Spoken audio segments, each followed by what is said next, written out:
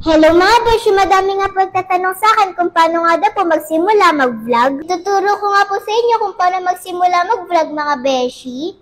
First step, kailangan may maganda at malinaw kayong cellphone. Second step, kailangan suportado kayo ng magulang o mga guardian nyo para mas masaya ang pag-vlog. Third step, kailangan masaya kayo sa mga ginagawa nyo.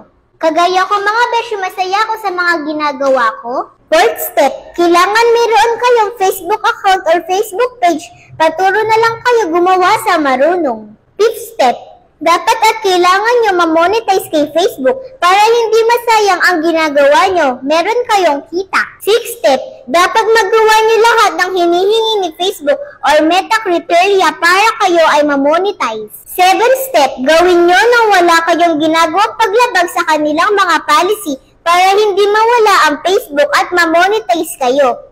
Kapag na-monetize na kayo, dyan nyo na kinakailangan gumawa ng bank account para dun papasok ang mga sahod nyo. Ninth step, kailangan nga pala mga beshi meron kayong 5,000 followers at 60,000 minutes views para ikaw ay ma-monetize.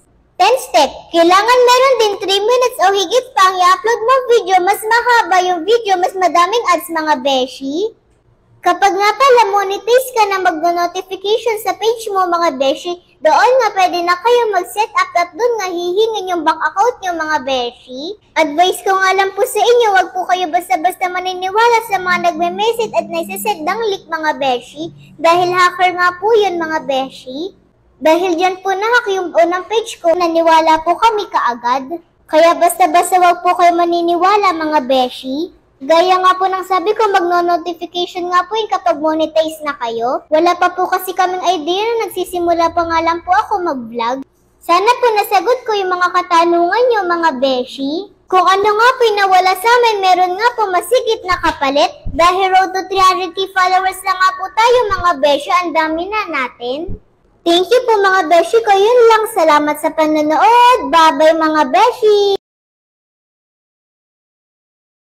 Sa akin kung paano nga daw po magsimula.